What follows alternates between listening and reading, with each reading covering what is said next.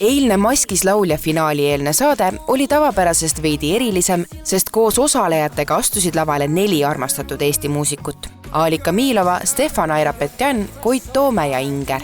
Koit Toomega duetti launud Sfinks pidi aga publiku otsusega saatest lahkuma ja oma identiteedi paljastama.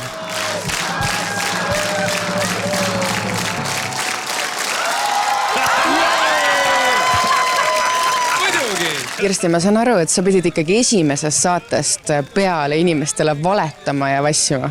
Pidin jaa, sest et nii kui diskodiiva tuli lavale, nii sellest hakkas pihta, et inimesed arvasid, et ma olen diskodiiva, siis nad arvasid, et ma olen ka Sfinks ja diskodiiva, et mina ütlesin lõpuks kõikidele, et mida iganes te soovite, kes ma olen. On väike väljas, kuid ootab Kirsti jaoks oli enda identiteedi varjamine tänavuste osalejate seast vast kõige suurem väljakutse, sest kõik detektiivid tunnevad teda hästi.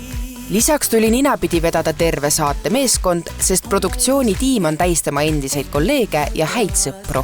Ma olen ise teinud seda saadet varem, et aga osaleda selles, see möll on hoopis teistmoodi ja see on nii põnev ja see, kuidas tekib see hasart, et kui ma alguses mõtlesin, et peaasi, et esimesest saatest välja ei kuku, siis lõpus oli see, et ma ei lähe, ma ei taha, nüüd on juba nagu kõik nii käega katsutav ja mul on oma sõbrannad on ju siin tööl ja meil on chat, kus me vaatame seda saadet ja siis see valetamine, et meil oli ikka niimoodi, et kui ma olin laval, siis produtsent Triin Luhats kirjutas minu telefonist, saatis sõbrannade chati tekste selle jaoks, et Marika näiteks, kes siin stuudios on, et ta vaataks, mida pekki see ei ole Kirsti, sest nad olid veendunud ja siis nad olid segaduses ka, nii et see oli nii äge lihtsalt kõik. See on ikkagi telesaade, see peab olema huvitav.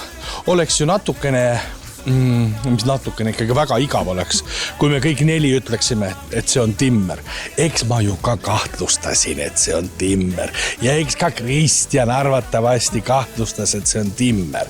Oluline on, et keegi 4 meist 1 ütleks õige nime ära, siis tuleb ju punkt nii-öelda detektiividele.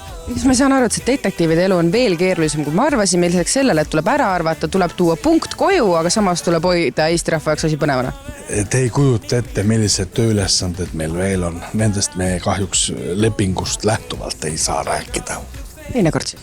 Jah, teinekord, kui see saade on läbi, aga meil on tõesti raske elu, kui te arvate, et see on mingi lulli löömine, nalja tegemine ja mingi nii-öelda palagan ja mingisugune niisama jutu veeretamine. Ei, see on raske töö, see on teletöö ja teletöö on raske.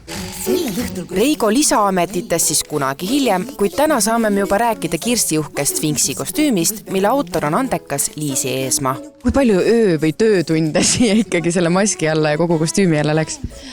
Oi, sa ei taha teada, siin on väga palju töötunde. Selle kassi pea olen ma ise siis savist kõigepealt voolinud ja selle siis savi kuju pealt on eraldi võetud vorm, ehk siis see vorm, mis on siis kaetud pabermassiga, siis pandud sinna hunnik pahtlid, siis lihvitud siis pahtlid. See on selline, nagu ma olen selline tunkedes töömees, kui ma neid maske teen, et siin sees on selline keeruline metalltaladega konstruktsioon, kui sa sinna sisse natukene suumid, et see mask ei toeta üldse pea nupule, vaid ta tegelikult on veel nagu talade peal nagu ehitus, et ta on nagu maja, ta on nagu peast kõrgemal. Minu jaoks on see maailm kõige ilusam kostüüm ja ma ei taha seda üldse seljast ära võtta ja ma arvan, et minu Sfinksikene oli kõige ilusam. Maskis laulja suurejooneline finaal on eetris juba sel pühapäeval, kus rahvahääletuse tulemusena selgub, kas võitjaks kroonitakse rebane, mürakaru või hoopis karvakoll.